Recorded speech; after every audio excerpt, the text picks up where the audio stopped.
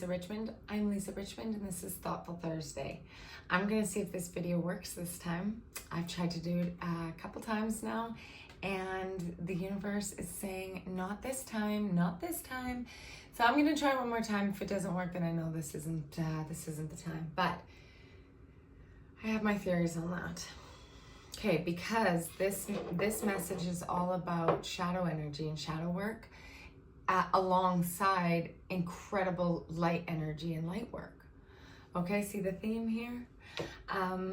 Yeah, so essentially the whole concept of what I want to talk about is how Earth is experiencing these beautifully enormous increases of light energy that have come through with these solar flares, with these sunspots that are coming in, these beautiful like northern lights, aurora lights that are just like pulsating these higher vibrational light energy. And I channeled this probably like a month and a half ago, 2 months ago, and my guides had showed me the light as it came in code, like in light code, and how it like integrates and actually changes the frequency of individuals' cellular structure and DNA structure, and how it like opens up to the kind of crystalline DNA that is hidden within our like our DNA,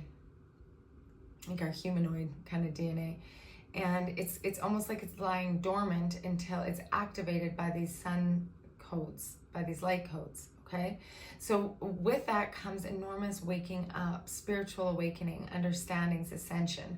We get these beautiful ascension symptoms that might not feel beautiful. They might feel like a crack on the head and completely knocked out and like the worst concussion symptoms in the world.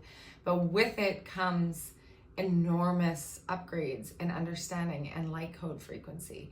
Or you might have had like a really long-lasting intense sickness where you've had fevers and it's like this like lingering where you're either coughing or you're like you can feel it, or your tummy, and you've had like these big purges, like these crazy purges. It's like these light codes are activating this crystalline DNA within us, so we're opening up and we are awakening to what's actually happening. Here's the thing as well, okay, and not but, and what happens when we have an increase of light? The greatness of light that shines on us and integrates us casts the greatest shadow, right? So we live on Earth, which is a polarized planet. One, like with light comes dark, masculine, feminine, you know, night, day. We have to experience the polarization in order to have our Earth be on axis for it to exist in the frequency that it exists. So with the increase of energy, increase of light is also the increase of shadow. So each and every one of us has a shadow part.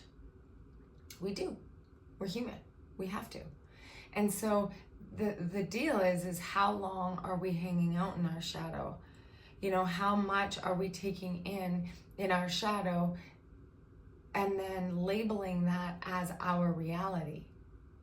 Right? Can we be able to experience parts of self that are in the shadow without judgment and understand that that is the shadow part of self that either needs to be brought to life, that is being seen for the first time because of the increase of light? When there's an increase of light on something, things surface. We see things that we didn't really see before, that we might have put away, right? Things come to the surface.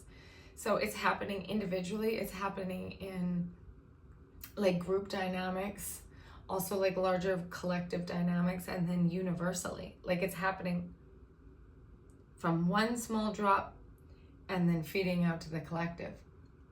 And so one thing I like to remind you that is, if you are focusing a lot on shadow and that's all you're seeing, turn around. Look into the light, receive the light, because if we're in the shadow, that means like when light shines brightly on us, it casts a big shadow.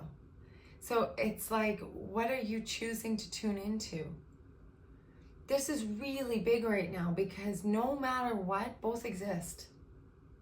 And so it's like, what station are you tuning into? Just because you're listening to one station doesn't mean that the other doesn't exist. It's really that simple. Allow yourself, to focus on what you want to focus on. What are you tuning into? What are you giving your attention to?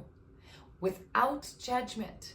That's the kicker, is that with the shadows that are coming through with the great lightness, we have this tendency, and maybe that's part of your shadow, to have this judgment piece that comes in where when these shadows are surfaced, right? It doesn't say that it never exists. It's just now it's more visible, right? That's the part of this ascension, is that things that were used to be hidden is now being surfaced. It's upheaval. We're seeing things now. And so what that will tend to evoke with people is judgment, because it's like, well, in many different ways. Here's some examples, okay? Well, that person made that choice and they only have this much money and they're going to spend it on that. No wonder they don't have this, this, and this. Judgment statement, not yours. Allow people to have their experiences because they need to have their experiences. And the only reason why you're judging it is because it's reflecting something back to yourself that you're not totally comfortable with. And that is law. Otherwise, you wouldn't care. Another thing, that judgment, that pity, right? Worrying. What that's doing is that's like spewing out fear onto them. They don't need that. Compassion is what everybody needs. The ability to create space for everybody to have their experiences. Light, dark, good, bad, positive, negative, whatever the hell you want to label it. Everybody's going to be experiencing it in their own ticker on what they need to have. And however you're receiving it is about you. It is not about them. How you are receiving that stimulus coming in is a direct reflection of how you are seeing the world, as how your station is tuned in. To be very conscious about that. It's starting about to like take responsibility for your reality. Take responsibility for what is being reflected back to you. You are the writer of your book. And so when the lights get turned on and a whole bunch of shadows get casted, yeah, but the room is lit up. You can see. Of course you're going to see things that you didn't normally see before. And you can judge the heck out of them. Or you can take into consideration all these beautiful things that you can see now and you can be involved in and you can take part in because they're fully available to you now. Okay? What station are you tuning into? And I'll tell you another thing. This is what they're bringing in. Don't feel like you need to save the world. The savior complex thing, I get doing things for the greater good, yes. But when it comes from this savior complex, because you're worried about everybody, you have to save everybody, it's not up to you. It's not up to you. What is up to you is being in your authentic self, being in your version, your best version of self. And then by doing that, you get to receive what the world reflects back to you when you're in your most authentic self. Okay? Savior complex is a compensatory strategy that is developed unconsciously to try to keep yourself safe or worthy or in that place of receptivity. Right? It's really about that compensation of the worthiness piece. I'm not saying don't go help humans, animals, whatever. Do what you're being called to do, but not from the place of judgment or fear or worry, because that isn't an authentic self, right? That is working from the shadow.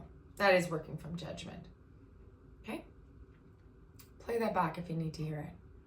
Because there's some hard-hitting stuff in here. And for me too, my gosh. When this comes through, it's all being channeled from guides.